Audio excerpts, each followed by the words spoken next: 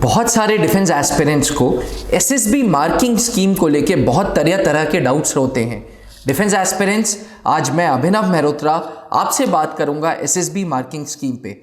Video को अंत तक जरूर देखिएगा और कमेंट करके जरूर बताइएगा कि वीडियो कैसी लगी।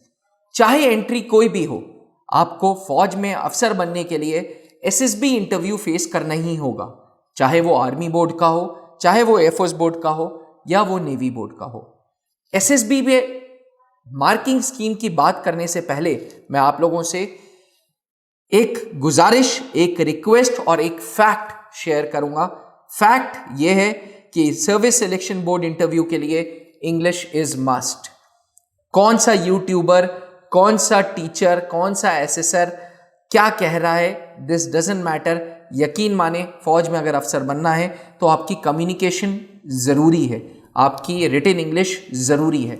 क्यों जरूरी है, उसका एक बेसिक रीजन है। स्टेज 1 स्क्रीनिंग के दौरान पीपीडीटी पे जब आप स्टोरी लिखते हैं तब वहां पे आपकी रिटन इंग्लिश चेक होती है। उसके बाद जब डिस्कशन होता है तब आपकी कम्युनिकेटिव इंग्लिश चेक होती है। स्टेज 2 में साइकोलॉजिकल टेस्ट में टैट वैट, इस दौरान सेल्फ डिस्क्रिप्शन टेस्ट के दौरान आपकी इंग्लिश चेक होती है। आपकी इंग्लिश कैसी है, एसेसर देखता है।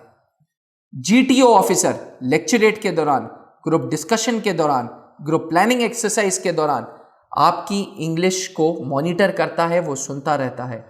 Last but not the least, पूरा का पूरा interviewing officer generally English language में प्रेफर करते हैं and they take the interview in the English language. यानी कि सर्विस सिलेक्शन बोर्ड में अगर आपको झंडे गाड़ने हैं, अगर आपको रिकमेंडेड कैंडिडेट कहलाना है तो आपको इंग्लिश से दूर नहीं भागना है। जो भी एस्पिरेंट हाल ही में एसएसबी इंटरव्यूज को फेस करके आए हैं या फेस करने जा रहे हैं, आप इंग्लिश का इंपॉर्टेंस समझते हैं, इसलिए please work on your English. अब बात करते हैं वीडियो के असल टॉपिक पे, जो कि था marking scheme in SSB interviews. Defence aspirants, army, air force या नेवी, तीनों एसएसबीज में 3 एसेसर्स होते हैं जो आपको अलग अलग पॉइंट्स पे, अलग अलग पैरामीटर्स पे मार्क्स देते हैं। पहला होता है आपका इंटरव्यूइंग ऑफिसर, जो जनरली बोर्ड का प्रेसिडेंट या डेप्यूटी प्रेसिडेंट होता है। फिर होते हैं जीटीओ ऑफिसर, फिर होते हैं साइक या साइकोलॉजिस्ट। ये 3 ऑफिसर्स के हाथ में 225, 225, 225 की मार्क्स दिए होते हैं। यानी कि एक कैंडिडेट को इनको 225 मार्क्स में से एक पर्टिकुलर मार्क्स मॉनिटर या इवैल्यूएट करके देने होते हैं। हर एसेसर के पास DIPR ने, defence institute of psychological research ने एक मैट्रिक्स प्रोवाइड कर रखी है। इस मैट्रिक्स के तहत हर एक टास्क पे वो एसेसर आपको कुछ मार्क्स देता है। जब सारे मार्क्स को क्यूमुलेटिव कंबाइन कर दिया जाता है तब वो आपको टिक देता है। टिक मतलब लेवल। तो टिक 1 उस कैंडिडेट को दिया जाता है जिसके 200 प्लस मार्क्स हैं। टिक 2 उस कैंडिडेट को दिया जाता है जिसके 180 से 200 मार्क्स हैं। टिक 3 उस कैंडिडेट को दिया जाता है जिसके 157 से 179 मार्क्स हैं। टिक 4 उस कैंडिडेट को दिया जाता है जिसके 139 से 156 मार्क्स हैं। और टिक 5 उस कैंडिडेट को दिया जाता है जिसके 112 से 138 मार्क्स हैं। अगर आप टिक 1 टू टिक 5 की कैटेगरी में हो तो आप पासिंग कैटेगरी पे हो। जी हां डिफेंस एस्पिरेंट्स, मैं आपको बता दूं, service selection board interviews crack करने के लिए आपको 360 मार्क्स की जरूरत होती है। ये 360 मार्क्स में से 225 आपको इंटरव्यूइंग टेक्निक पे बेस्ड है, 225 जीटीओ टेक्निक पे और 225 आपके स्टेट ऑफ माइंड पे। तभी उसे बोला जाता है मनसा वाचा कर्मणा। जब आपके थॉट प्रोसेस, आपके एक्शंस एंड आपकी स्पीच तीनों एक दूसरे से कोऑर्डिनेट करेगी, तभी आपको एक रिकमेंडेशन मिलेगी। तो डिफेंस एस्पिरेंट्स, अगर सर्विस सिलेक्शन बोर्ड इंटरव्यूज आप फेस करने जा रहे हैं तो लक्ष्य रखें कि आपको रिकमेंडेशन लेना है, और रिकमेंडेशन तब होता है जब 360 मार्क्स आते हैं।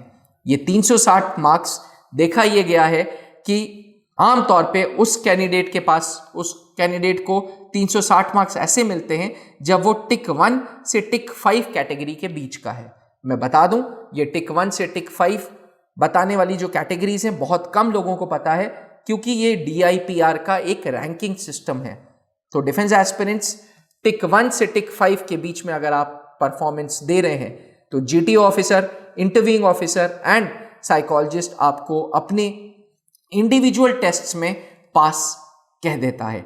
अगर किसी ने भी आपको बेनिफिट ऑफ डाउट दे दिया तो कॉन्फ्रेंस के मार्क्स आपको बेनिफिट ऑफ डाउट के अनुसार मिलेंगे। एंड अल्टीमेटली अक्सर आप सुनते होंगे कि कुछ कैंडिडेट्स ऐसे हैं जिनके लिए कॉन्फ्रेंस पे बहुत डिस्कशन हुआ। ये वो कैंडिडेट्स हैं जिनको बेनिफिट ऑफ डाउट मिला है। आमतौर पे जब एक कैंडिडेट रिकमेंडेड होता है तो उसकी कॉन्फ्रेंस 1-2 मिनट के लिए होती है और उसको हटा दिया जाता है, बिकॉज एसएसएस को पहले ही पता है कि यार ये candidate particular candidate with particular chest number या टिक 1 या टिक 2 या टिक 3 या टिक 4 या टिक 5 कैटेगरी का है। तो अगली बार जब दिमाग में एसएसबी मार्किंग स्कीम घूमे, इस वीडियो को जरूर देखिएगा। एसएसबी क्रैक करने के लिए all you have to do is you need to score 360 marks. TS 47 एवं FCAT एस्पिरेंट्स के लिए जल्द ही एसएसबी के डेट्स आ चुकी हैं। जल्द ही इनके एसएसबी के कॉल लेटर्स आएंगे, साथ ही SSC टेक के कॉल लेटर्स आएंगे। कर्नल पंकज मेहरोत्रा सर के गाइडेंस में इलाहाबाद में त्रिशूल डिफेंस एकेडमी हर मंडे को एसएसबी का नया बैच स्टार्ट करती है। मैं आपको बता दूं, colonel Pankaj sir doesn't need any introduction.